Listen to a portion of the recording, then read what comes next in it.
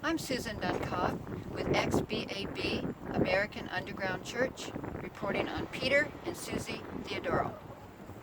Connecticut Department of Children and Families, DCF, took immediate custody of a baby that had just been cruelly, viciously, and illegally ripped from her mother's womb, 1 hour after the unsuspecting couple had trusted a local hospital emergency room for a checkup.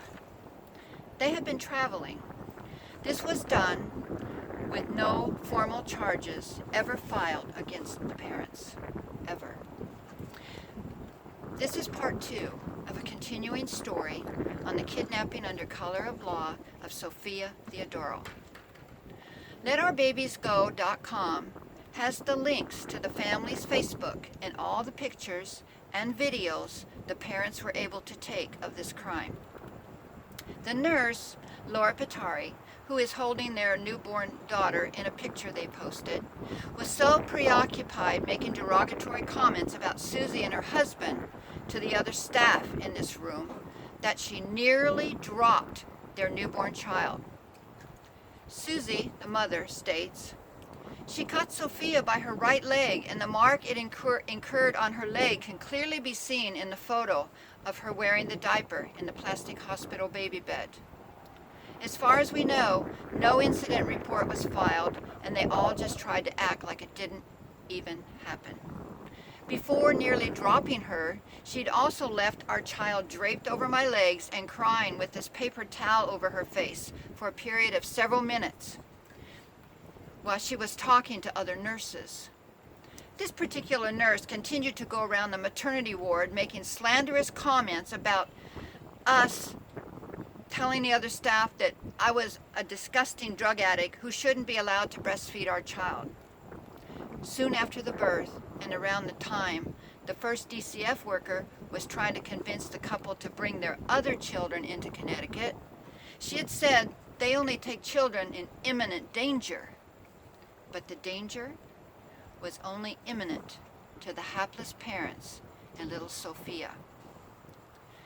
The day after their daughter was born, this same medical professional had the neonatologist come to their room and attack them for nearly 2 hours, saying they obviously did not care about their child.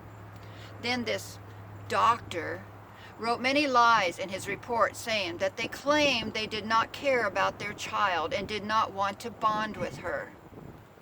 In the posted pictures, do they look like parents who did not care about their daughter and did not want to bond with her?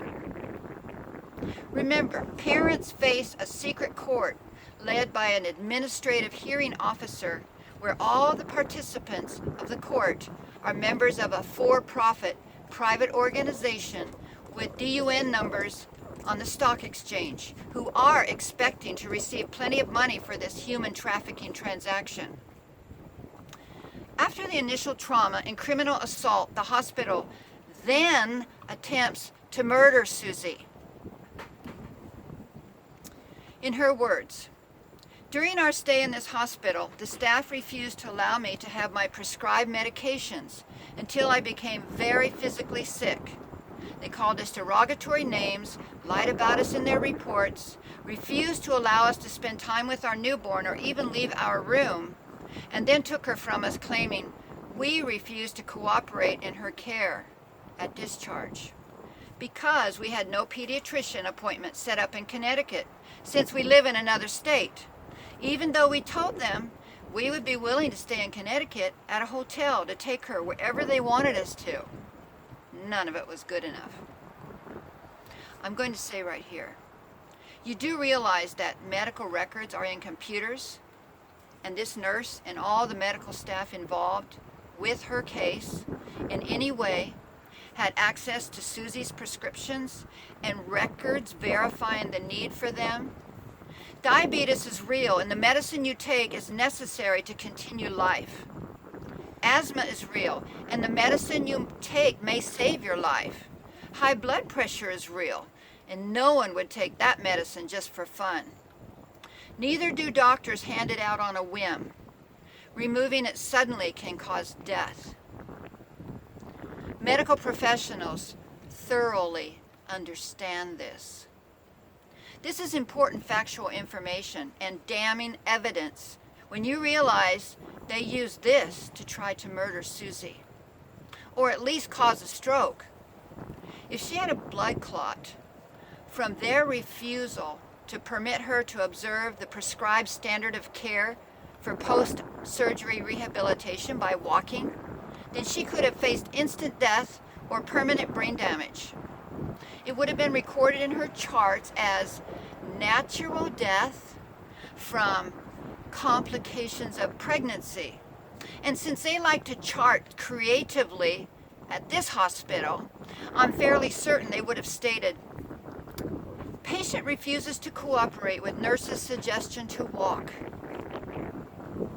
Yes, if they had been successful, this whole fiasco would have been less messy, because Peter would have been overwhelmed with everything, and with his wife gone from him, he would have been easier pickings for the chicken plucking state operators who were long time involved with human trafficking.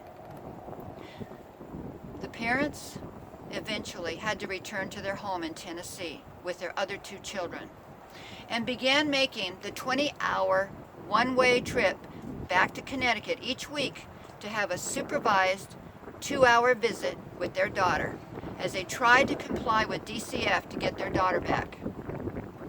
After 6 months, the parents decided to take their story public. Connecticut judge has ordered a 6-hour mental health interrogation for each of them, where they're going to try to say that one or both of them is somehow mentally insane and need to be evaluated. DCF is threatening to have the Theodoros thrown in prison for speaking out about them. Being tried for predictive neglect because they are a mixed-race couple, and since the standard of proof is very low, the prosecutors only need to convince the judge that there is a 10% chance that they will neglect their daughter in the future. No way of winning. When they're found guilty, the documents will not say they're guilty of predictive neglect, but rather actual neglect, as if they'd already committed an act of neglect that they haven't. State recently tried to con the couple into signing a plea deal, saying the only way they would be willing to transfer their case was if they pled guilty to neglect. Otherwise, they were going to keep their case in Connecticut and allow the unrelated foster parents to have guardianship of their daughter, instead of placing her with their family. They were offering this deal, knowing full well that neglect of a child under 8 years old is considered a felony in the state of Tennessee, and that if they had been stupid enough to sign it and plead guilty to something they did not do, they would have been arraigned and arrested on felony charges with no way to appeal. The DCF are saying there's no way they can win and that they should just take their plea deal. They say if they take their plea deal, they will transfer the case to their home state and they will have no further involvement. But the deal comes at a very high price. They would have to plead guilty to neglect of their newborn and face the consequences in Tennessee, which could include jail time, and also it would include losing their other 2 children. If they refuse the plea deal, Connecticut says they will not transfer their case.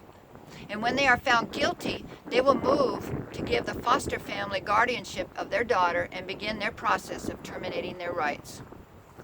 After they have terminated their rights, they will use that TPR to have their rights terminated to their other children. Because if you've had your rights terminated to any of your children, any state you live in can then use that information to terminate your parental rights of any other children you may have without any evidence or proof that you are an unfit parent. An outspoken activist attorney, Connie Reguly, advised the couple to plead guilty to their false charges. The Theodoros respectfully declined her advice, choosing not to lie and not to fall into the trap. It truly is a catch-22 situation. Many parents foolishly believe the criminals on the slimmest of hope that they may get their children back. They never do. What would anyone do in such a situation? And what can you and I do when we hear of this? If you say nothing, that will be what happens when it's your turn.